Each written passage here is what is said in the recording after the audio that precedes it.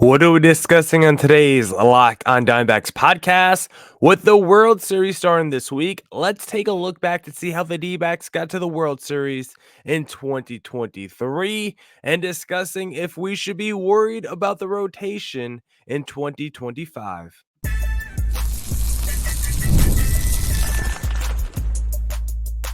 You are Locked on Diamondbacks, your daily Arizona Diamondbacks podcast, part of the Locked on Podcast Network, your team every day.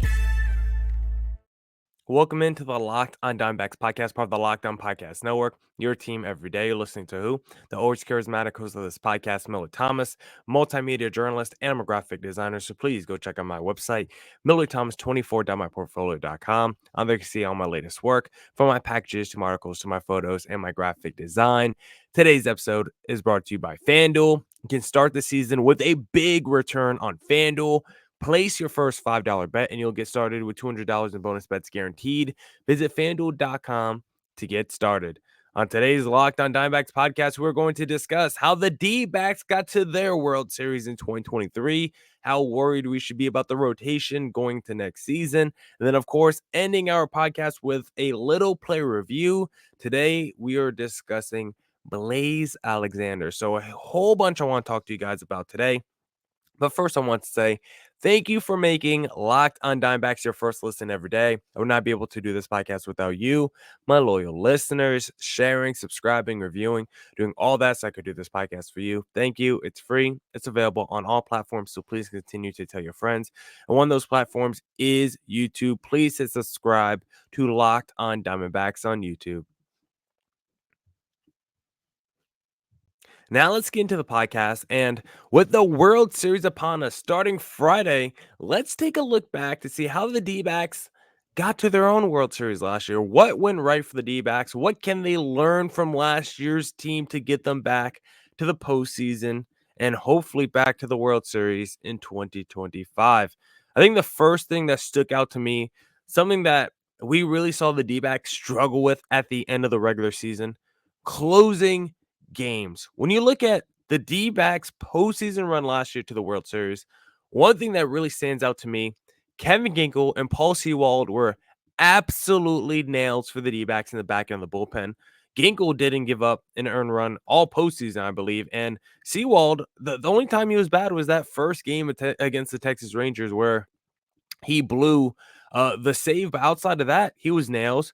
Kevin Ginkel last year in the postseason, 11.2 innings pitched, no earned runs, 15 strikeouts, nails. Like when the D-backs had a lead entering the 8th inning, the game was practically over because if you got the ball to Ginkel and Paul Sewald, those two guys were shutting it down last season, and they were incredible for the D-backs. And going forward, the D-backs are going to need that kind of dominance once again from the back end guys. And I think with a Justin Martinez and an AJ Puck, whoever is going to be the closer between those two guys, regardless, one of them as your setup man, one of them as your closer, definitely very, very good. A lot of upside. Two dudes with super high strikeout ability.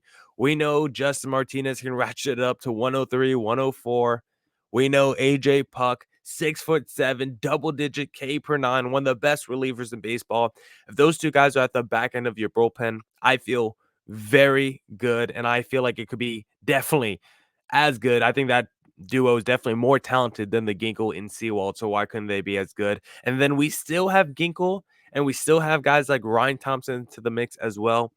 D-backs, add another reliever to this offseason, and then that could be a major boost because the D-backs bullpen has always just been bad to just mediocre. And when Martinez, Puck, Ginkel, Mantiply, Thompson, maybe Bryce Jarvis coming back next year, like the D-backs could have a decent group, but we do need one or two more really elite guys. Last year, also, the D-backs rotation, stud top three. We're going to be talking about the D-backs rotation segment number 2 about how worried we should be about them entering next year. But you look at last year's postseason, and the rotation was such a critical part as to why the D-backs got to the World Series. Yes, Zach Gallen was still up and down at times, but for the most part, Zach Gallen was good in the postseason last year. I know he still finished with like a 4.54 postseason ERA, but for the most part, he was pretty solid. Most of that bad ERA came in the NLCS. That's really the only hiccup. If you go round by round outside the NLCS, he was actually very good in the postseason last year. You look at Merrill Kelly last year in the postseason. I mean, that game 2 against the Texas Rangers, maybe one of the best postseason starts of all time. I mean, Merrill Kelly was absolutely insanely dominant last year in the postseason. 24 innings pitched, 6 earned runs for a 2.25 ERA. And then the rookie, Brandon Pfaadt, he wasn't pitching deep into ball games or anything like that. But as a rookie who we did not have a lot of trust in, who did not have a long leash, after that wild card round against the Milwaukee Brewers, he definitely held his own against the LA Dodgers, 4.1 innings pitched, 0 earned runs. The Philadelphia Phillies, 9.2 innings pitched, 2 earned runs. The top 3 starters in your rotation went out there and battled every single time, and for the most part, kept you in the game, if not gave you a quality to a dominant start. We saw Zach Gallen pitch no innings. We saw Merrill Kelly be dominant through the postseason. We saw Brandon Pfaadt step up in big closeout games against the Philadelphia Phillies and the LA Dodgers. The D-backs rotation stepped up in so many big ways, and we're going to need to see them step up and get back to where they were last year for this team to get back to the promised land in 2025. How about speed? We know this D-backs team was great with chaos and stolen bases last year, right? And when you do look at the stats and go round by round, D-backs were like from wild card, divisional to League Series, D-backs, I think were like second overall in stolen bases, if not first overall. And then by the time they got to the World Series, they just ran all over the Texas Rangers. And all season, speed, havoc, chaos was critical to the D-backs team, and they continued it into the postseason, applying pressure on the bases whenever you had Carroll, McCarthy, Thomas, Perdomo. It felt like so many people were liable to go and steal at any moment. So many dudes with the happy feet and the quick feet. It kept pitchers off balance and on their toes. And I thought it was a really strong dynamic that this D-backs team had. Then I think the final thing that this D-backs team did really great in the postseason last year, that they actually did really good this season, clutch hitting and timely hitting. Not just hits late in the game, but also guys coming off the bench, right? Alec Thomas coming off the bench last year and hitting nuke shots into the pool. Stuff like that. D-backs had so many big time clutch hits last year in the postseason against the Phillies, against the Dodgers. We could have used a couple more against the Texas Rangers, but the D-backs were supremely clutch in the postseason last year, and in the regular season this year, this D-backs team was supremely clutch, right? You looked at their numbers with the runners in scoring position. You looked at all the high leverage stuff.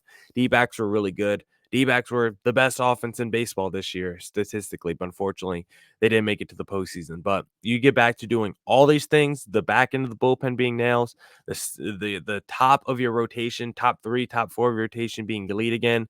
You get your speed, you get your clutch hitting, and now we see D-backs also have power with A. Eugenio, and hopefully the guys like Jock Peterson come back. This D-backs team can be better. We've seen this team be better. It was a super disappointing finish to the end of this regular season, but I still have hope in this D-backs team bouncing back and hopefully getting to the postseason in 2025. Now we'll discuss how worried we should be about this D-backs rotation entering next season in segment number 2. And if you want to wager on any upcoming World Series games, then the best place to do that, of course, is going to be FanDuel because, hey, NFL fans, you can start this season with a big return on FanDuel, America's #1 sports book. So when you get a hunch in the middle of the game, you can check out the latest stats, view live play-by-play, and so much more on the same page where you place your bets. You'll get started with $200 in bonus bets guaranteed when you place your first $5 bet. That's FanDuel.com. My favorite thing to do on FanDuel is the same game parlay. Give me Saints money line, Kamara over on receptions, and give me an anytime touchdown. That 3-leg hits. It brings a big smile to my face. If you want a big smile on your face, just visit FanDuel.com, America's #1 sportsbook. All right. Let's get back to the Locked On Diamondbacks podcast and let's discuss how worried we should be about this D-backs rotation entering 2025. And we're going to play a little game of worried, not worried, or a little worried. I thought about just ripping a segment from one of my favorite podcasts, the Fantasy Football Show and Ringer, because they do a little segment called Fart or Shart. And if everyone knows a fart, you know what a fart is. But a shart, that's when you got to kind of check the pants, right? So it's kind of along the same vibe. I didn't want to just rip it exactly. So we're doing worried, not worried, or a little worried with the D-backs rotation. And we'll start with Zach Allen because this D-backs rotation was not good this past season. And we saw this D-backs coaching staff make some changes with their pitching coach, Brent Strom, not returning to his role next year. Major changes coming to this pitching staff, and we need to know, are they going to be better next year? And we'll start with our ace, Zach Allen, who did finish with a 3.65 ERA, but did not feel like Zach Allen for most of the season, did not feel elite or dominant for most of this year. Yes, the ERA ended up being fine, but you look at that whip, he gave up a good amount of hits. The walks were kind of high, and that was kind of his problem. Part of the walks. There's just so many games where it's like Zach Allen is pitching well, but he's only going to pitch 5 innings because he also has 4 to 5 walks allowed. Like he would have games where he had like 7, 8 strikeouts, but also a ton of walks. Like it was kind of Robbie Ray esque at times for Zach Allen this season, but still very high strikeouts per nine, almost double digits. His velocity on his pitches was very high as well toward the end of the season. He was starting to track in like almost a different stratosphere as where he normally is as a pitcher in terms of his velocity, because we saw him pitching some of the pitches he was throwing toward the end of the season. It was like Zach Gallen typically doesn't throw this hard, and it was like, oh, this is kind of nice to see. And so maybe he tapped into something toward the stretch of the season in terms of his velocity and command overall, because I also think that got better toward the end of the season. And for Gallen, I just think the injuries, the inconsistency with his health throughout the year, I just think he never was able to get a right footing, get into a rhythm. And so even though it was an up and down season, I'm not worried at all about Zach Gallen and his future in 2025. How about Merrill Kelly? Finished the year with a 4.03 ERA. Another dude who up and down with injuries, just didn't have a chance to really get into a rhythm, right? He missed extended period of time, came back, but even when he came back, there were times where he had to leave games early frustrated, right? Because he was just dealing with cramps or be something weird, and he would just pull up lame. He would be pitching well, and then all of a sudden it's like, oh, Merrill Kelly's coming out in the 4th inning because it seems like he's cramping right now. And despite the ERA being 4.03, I don't think anyone's worried about Merrill Kelly.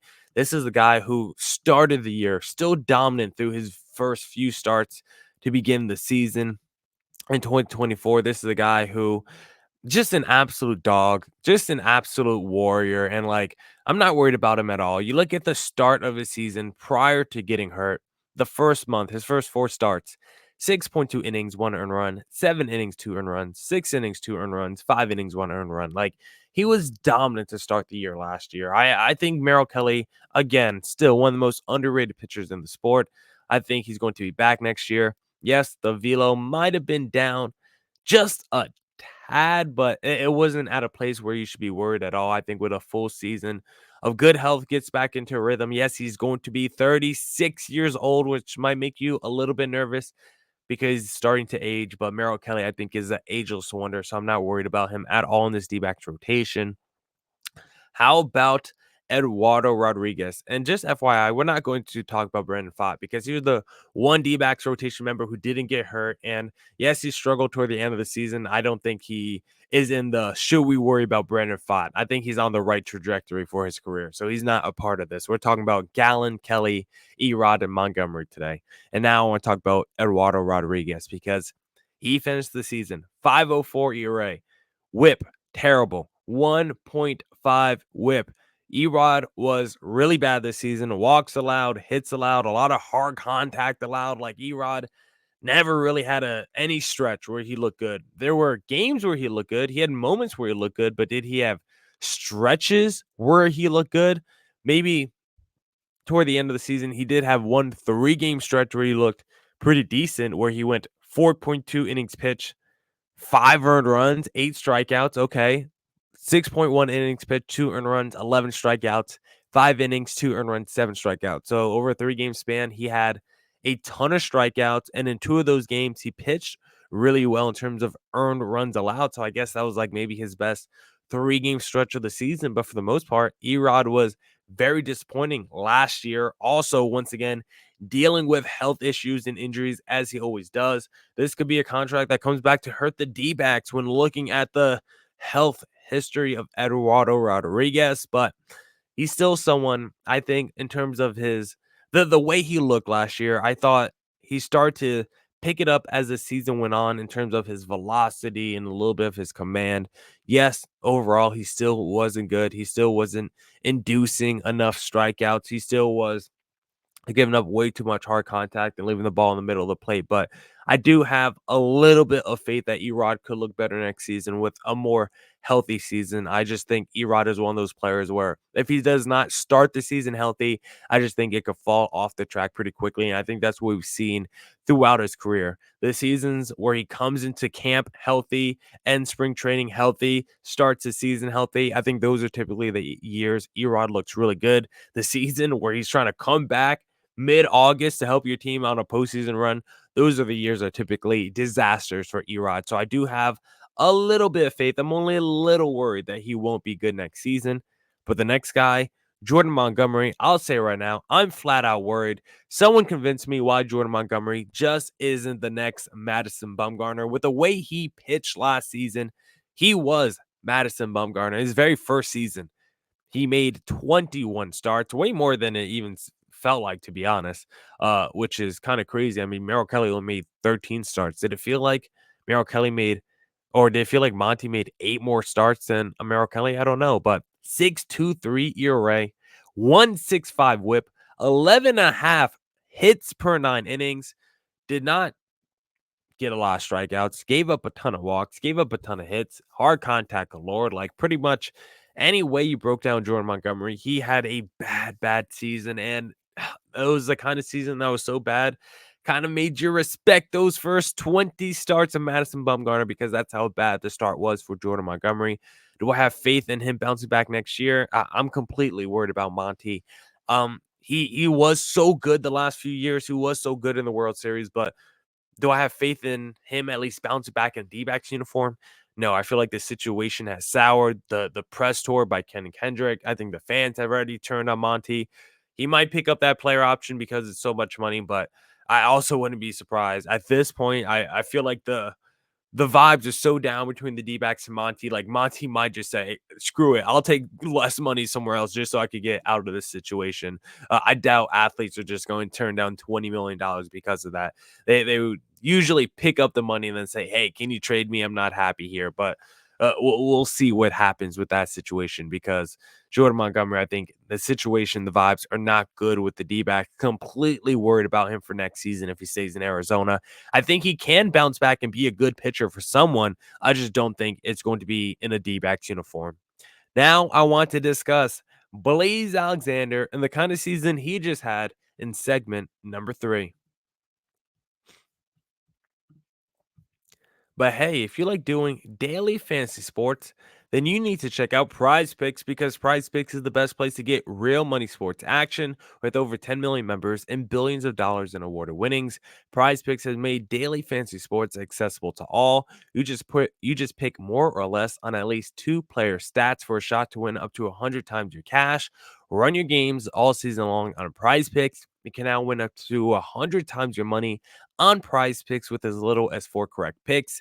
Sign up today and get $50 instantly when you play your first $5. You don't even need to win to receive the $50 bonus. It's guaranteed.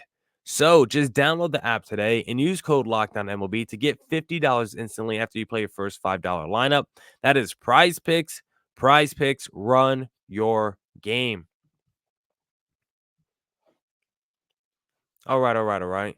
Let's get back into the Locked on Diamondbacks podcast. And now let's do the Blaze Alexander player review because as we're doing every day on the podcast in the offseason, we are picking a D-backs player and breaking down their strengths and weaknesses from this past season, then talking about goals for 2025. Now I want to discuss Blaze Alexander, who debuted for Arizona this season and came onto the scene with a scorching hot start that unfortunately wasn't able to sustain itself, because you look at the numbers for Blaze Alexander, April, March, 312 average, 941 OPS. And I was doing podcasts and crossovers with folks who were about to play the D-backs saying Blaze Alexander is the X factor you need to watch out for. And that ended up not being the case. I thought Blaze Alexander was going to finish like top 5 in Rookie of the Year voting with the way he started. Yeah, that did not happen. And Blaze Alexander, now we have probably more questions than answers about his future. But let's first start with the positives. He murdered left-handed pitching, and that is a positive when talking about a guy who could at least be a platoon player. We know how Toy Lavello likes to get down. This guy Blaze against lefties, 297 average, 819 OPS last year. That's pretty good considering his overall numbers on the year were not so good. Blaze Alexander killed lefties last year, and as a right-handed bat, you'd love to see that, so you can at least play in Toy Lavello's lineup on the days there's a lefty on the mound. He was also very good early in the games and against starting pitchers. You look at his numbers against starters, 306 average, 793 OPS. This is a guy who liked to get it going. Innings 1 through 3, 321 average, and an 867 OPS. Blaze Alexander is the kind of guy to get the game started, is the kind of guy they want probably put closer to the top of your lineup, because I think at the peak, you probably want to put him at the top of your lineup. Maybe not right now, but Blaze Alexander at his best, like that first month of season when he's hitting, you put him at the top of your lineup, and he's setting the table for so many other guys. And so that was really good to see, at least those first couple weeks of 2024. Also, Blaze, just a fast ball killer. Look at the numbers this past year. 338 average, 463 slug against the fastball. He did damage. And for a youngster, a lot of them can hang their hat on that, right? You can at least go out there and say, I don't know what's going to come, but if I see a fastball, I'm going to swing. And Blaze can at least do that. If you throw him a fastball, like those are the kind of guys where you bring off the bench and you say, hey, Blaze, just any fastball you see, just hack away at it. And maybe you can drive it and something can happen positive for our team. And so those kind of guys are always valuable. So you got a guy who is lefty killer, who can crush fastballs. Like that guy can always at least be on a bench for you as a bat. But can that guy be an everyday shortstop for you? I don't know, because looking at the weaknesses of Blaze Alexander, he's good against left-handed pitching, but against right-handed pitching, really struggled this past season for the D-backs. 207 average, 538 OPS against righties, and a big reason why he wasn't able to play more for the D-backs going down the stretch and in the second half of the season. And I think for the most part, when you're talking about Blaze Alexander's offense and why it starts to struggle, I think we all agree the biggest weakness of Blaze this past season when watching him, his defense, man. For some reason, he just couldn't field at all at shortstop. There would be so many easy routine plays where he just couldn't make it happen. And to be honest, you go back and look at some of those games early in the season, even some of those games against the Braves, where you say, you know what, if you have Geraldo Perdomo in this situation, he makes that play. D-backs probably win this game, and then all of a sudden you look at the final season's record, and D-backs might be in the postseason, right? There were definitely a couple games where Blaze Alexander's defense might have cost the D-backs the game, and now you look at the D-backs overall in the season, they miss out on the postseason by just a game, and one of the teams that they lost out to was the Atlanta Braves, and we all specifically remember Blaze Alexander's defense being bad in that series, and so his defense just needs to be better. That's the biggest thing. He also needs to be better against non-fastball pitches, because against a breaking pitch, a 138 average, a 200 slug. Against an off-speed pitch, a 238 average, a 333 slug. Just not good enough for Blaze Alexander. The plate discipline also not good enough. He struck out at probably too high of a rate, 26.5%. Like you're not Eugenio Suarez, because also the hard contact stats weren't there. Exit velocity only 87 miles an hour. Hard hit percentage around 34%. Like if you're going to have a high K rate and the hard contact stats are going to be low, like that is just a recipe for disaster. People are okay with strikeouts if you're going to hit bombs and nukes. And if Blaze Alexander is going to put up a slash line close to what he did that first month of the season, then you can have a decent K rate. Then that's okay. You're allowed to strike out if you're putting up major production numbers. But if you're not doing that, you need to work on your plate discipline. And so for Blaze Alexander, when looking at him for next season, those are things we need to work on. Play discipline, strike out less, work on overall your approach to the game, because right now you're just a fastball hitter. You got to get more in depth at hitting different kinds of pitches, or it's just going to be too easy to strike you out. And you have to get better defensively, because your offense was good to begin the year. And I think your defense started to become so bad, it started to affect you mentally. I think you start to lose your confidence because of it. And I think Blaze Alexander, he really fell off because the defense seeped into his psyche. And so for him, get to at least a base level of fundamental defense at shortstop, and I think we'll be okay moving forward. Now, that's it for this edition of the Locked On Diamondbacks podcast. Come back tomorrow for more Diamondbacks news coverage and insight. And as always, stay safe, stay healthy. Doses.